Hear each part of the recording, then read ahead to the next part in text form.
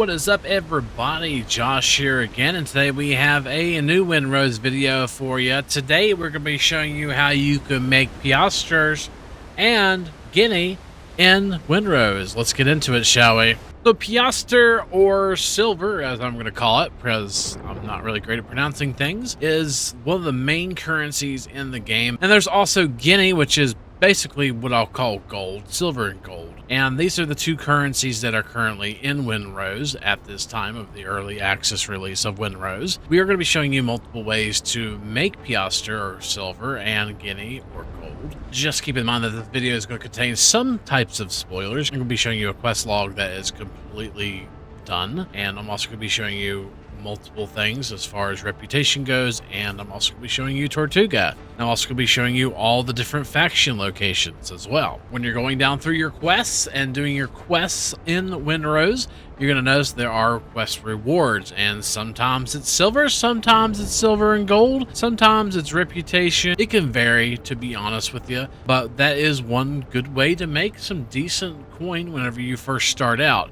Now, is it the best way? Absolutely not. Not even close to being the best way to actually get a coin. But it is a way for you to make coin in the game. So I wanted to mention it, just to let you know. See, this one right here will give you 15 guinea, and this will give you 5. But there's different quests out there that you have that you can complete for coins. So since you can get a little bit of coins from all this, it's worth mentioning. The next thing I'm going to mention is getting items and selling them. There's two different ways for you to actually do so, and one's okay and one's really great. There are multiple factions in Windrose currently. This is probably going to change in the future. Hopefully they'll add more. But currently they have the Buccaneers, which is going to be a completely different location on your map, just showing you that there are different factions. We have the Buccaneers, we have the Smugglers, we also have the People of Tortuga, and we also have the Brethren of the Coast. These are 4 different factions that you can go and sell items to when you get them. So once you get an item, what you need to do is go to the prospective buyer, and you'll notice his name says buyer. He's just the buyer. He buys items. So basically, if you get any of these items currently right here that you can get through various ways, you can kill stuff, you can kill boats, you can loot items, you can kill animals. There's multiple different ways of getting these items, mostly just killing whenever it comes to animals, but you can take animal heads and you can sell them for 20 piastre each, or silver. You can also sell these munitions. That you get these from destroying boats and stuff like that. And spirits, the same thing. You can destroy boats. What you need to do is come here and sell an item. So whenever you get an item, when you hover over that item, it says on the very bottom, could be sold to, and then it'll tell you the faction name. So for example, all these are the items for Buccaneers. Buccaneers will buy all these items right here. When you go to the Smugglers, they'll buy every single item here. Now, whenever you're getting into the higher end items, like these right here, ancient braziers and stuff like that, that will actually give you guinea instead of piastre. Some of these items can sell for quite a bit. You'll get these in temples and stuff that you explore. You just want to basically be going around to multiple areas, kind of like ancient ruins and all those. Sometimes those will give you some valuable items for you to sell at the different factions. Once you get later on in the game, you're going to be in the foothills. Once you get in the foothills, you're going to be able to go up to these ancient ruins, ancient farms, stuff like that, and you're going to be able to go ahead and find multiple items that you can sell to the different factions. And of course, the same thing up in here in the swamp. There's multiple different ruins and stuff that you can go and you can farm, get items, and then sell. So in your travels, when you're exploring around and trying to find all the different islands, going through and leveling up and all that good stuff, you'll find items that you can sell to the different factions. The People of Tortuga's buyer is located right here, and they only buy 2 things, provisions and medicine. And of course, the Brethren of the Coast has a buyer as well, and they buy these 4 items. They buy repair kits of the combat and master variety. They also buy naval supplies and specialized tools. But most of the items that you find in ancient ruins and stuff like that, it's going to be going to the Smugglers. They buy basically every single item that comes out of the ancient ruins and places like that. So you'll see all these different items. You get some of these from Drowned and stuff like that as well. These items are the ones that you're probably going to focus on with this method if you're going around and just searching every single point of interest and just looting them, bringing them back here and then selling it. Now, to find each one of these, you're going to have to go through your main storyline or your main quest. They do kind of lead you to every single faction just to kind of show you where they are so you can come back and sell to them. Finding and selling these top end items here that are gold mask, gold temple jug, gold vase of the chief, all these items right here, and then some of these purple items as well. These are probably your #1 way of making Guinea in the game, because every time you sell it, you will get Guinea. These higher end items will give you 5 Guinea a piece. That is probably one of the best ways of making Guinea, is going into the temples. So if you have too much silver, you can actually convert some of your silver over to Guinea, or vice versa, and convert your Guinea over to silver. And you can do it at it's kind of a bad rate, to be honest with you. But if you wanted to do so, you can come to a vendor or NPC like this one right here at a provisioner, and you can convert it over. That's another way that you can get gold or silver. Let's talk about another way, and one of the most efficient way to get silver, and that is pirating. Boarding and pirating. Before you start boarding enemies, what you need to do is keep some things in mind. You need to be kind of around the same level that you're boarding. Otherwise, it's going to be really, really hard for you to board and actually get the extra items and loot from that enemy. And what you want to do is you want to go ahead and manage your ship at your wharf, and you want to get you a boarding party gear and upgrade it as high as you possibly can. Level 15 is the maximum ship right now in the game. The higher the level, the more enemies you have to kill when you board, and the higher the level, the harder it is to destroy or incapacitate the ship. But you want to make sure you have a boarding party gear upgraded. You can't ascend it currently in the game, but you can upgrade it. And the way you do that is you just kind of make it, then you take it over here to your shipwright's workshop and hit upgrade. But you want to make boarding party gear, and you want to upgrade it as much as you possibly can, then put it back on your ship at the wharf. So when it comes to ship combat, 2 things you need to keep in mind. You can just straight up destroy ships and get loot from them, but keep in mind that that is the least amount of loot you can get from that ship. So for example, we have a Blackbeard freighter up here. We're going to go ahead and just completely destroy this thing and show you that we are going to get some loot from it. Always keep in mind that whenever you're battling ships, you want to kind of aim for the rear of the boat.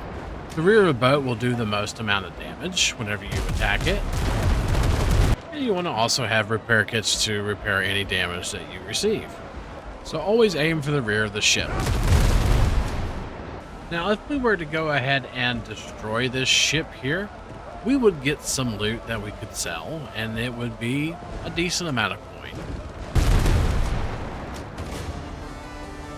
And all we have to do is go near it and go ahead and pick it up. You probably know this. But the thing about it is if you board these ships that have the little storage box icon like that right there, you get a ton more loot. See, we got a little bit of naval supplies, some combat repair kits, and some insignias. See, we would have got a decent amount of piastres for actually boarding a ship. So anytime that you board ships, whenever they have this little storage icon right here, they're the most valuable ships to board, and you get loot and piastres, and you also get loot for destroying it after you board it successfully. So now that we've disabled this ship here, we're going to go ahead and go in and board it. This is where our boarding gear comes into play. You kind of want to slow down when you're getting close to the ship here, and you want to come up right next to it. And when you get close enough to the ship, you're going to be able to hit space. So you want to make sure you have food buffs and stuff like that, because you're going to be doing physical combat, not just ship-to-ship combat. So you just want to kind of look at the ship and hit space to begin boarding. You want to make sure you have any food buffs. You want to pop those. You can also use your guns. So whenever you board your ship, your crew is going to board your ship as well. I find it really wise to start at any end, so pretty much like the very end right there or the beginning.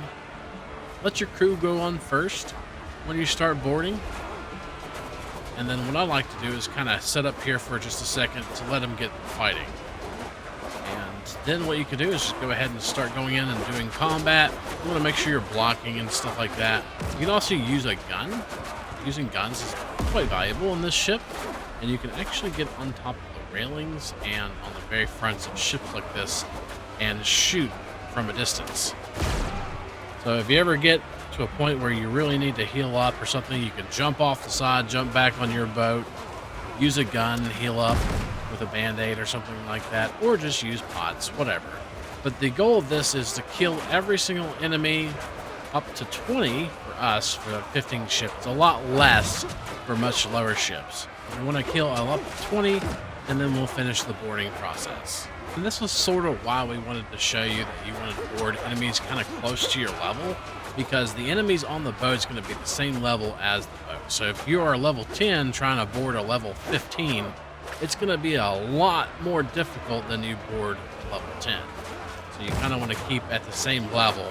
And then once you board them successfully, you're going to notice we get a bunch of items and piastres. So we got 544 just from a level 15, which is the most you'll get from boarding, by the way. And we also got luxuries. These sell for a ton of piastres or silver. And then you also get some other items as well. We got some salt and coffee beans. So that's not the end of it. Basically, once you finish boarding, you go back to your ship and go to your helm. That ship will sink like that. You hit space, and look, we even got more loot. We got contraband, combat kits, and insignias. This is probably what you would have got if you would have just straight up sunk this ship. So you get more loot when you board enemies. We're going to show you like a level 10 and a level 5 real quick. There are ships out there that do not have cargo icons, and those are not really worth boarding, to be honest with you. You can board them, and you will get a little bit of extra silver when boarding them, but you won't get as much silver as you do with the cargo ships, or the ships with the little golden cargo icons. Those are the ones you want to make sure you're boarding. The other ones you can just straight up sink and get what other items that they have. The other ships are just little yummy snacks. Of course, a level 10 is just going to require 9 kills. But of course, you're going to get a lot less loot as well, because it's a lower level. But you still get 250 some piastres or silver whenever you are level 10, which is decent. Go around and board you a few level 10s, do 4 of them, you got 1,000 silver. And then we're going to go ahead and go to our helm, and we got some medicine too. Medicine's worth 150, and you only have to kill 7 whenever you're on a level 5 ship.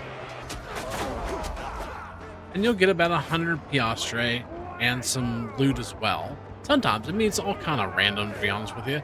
But you'll definitely get piastre whenever you go and board any ship. So board ships, who wouldn't have known in a pirate game, being a pirate and boarding ships and looting them is the best way to get piastres, right? And we'll go back to our helm and show you that we're going to get some more loot as well on top of it. Yay! So now all you have to do is go back and sell it to the respective buyer. So just go back to those locations, sell them, and you're good to go. Some really quick ship tips I'm going to show you is that you want to go ahead and always have repair kits on them. You can also upgrade and ascend your gear or your equipped gear on your ship. You want to go ahead and ascend it, upgrade it as much as you possibly can. And of course, when you get to the reputation and get the money, you can go ahead and unlock your brig and frigate and unlock those. Those are better ships. They are just better than anything else that you start out with. I would highly advise increasing your reputation with the smugglers of Port Royal as well. And the reason why that is because they have these tactics. Pretty much choose which one best fits your playstyle. Some of them increase damage. Some of them increase the amount you heal after you destroy something. So kind of look at them and see which one you want. They are 500 piastre each, which is kind of expensive. And you do need a level 3 reputation with smugglers to actually unlock them. But they are quite valuable to put into your ship once you get to that point. I love ship shape. I like basically the fact that it heals up my ship completely in between battles. You also have some other plans with them. You have the keelhold bracing, which is the one I like. This is the one where you take damage and it doesn't get rid of repair kits. So if you're repairing and then take damage, it doesn't knock that off. I think that's super invaluable. You can use any repair kit with it. It doesn't matter. When you're first starting out, the green repair kits are great and they're easy to make with just wood. And if you have this, you could just basically be repairing all the time. Choose what you want, but you can unlock these. And this is how you're going to upgrade your ship and be able to take out these enemies and then board them.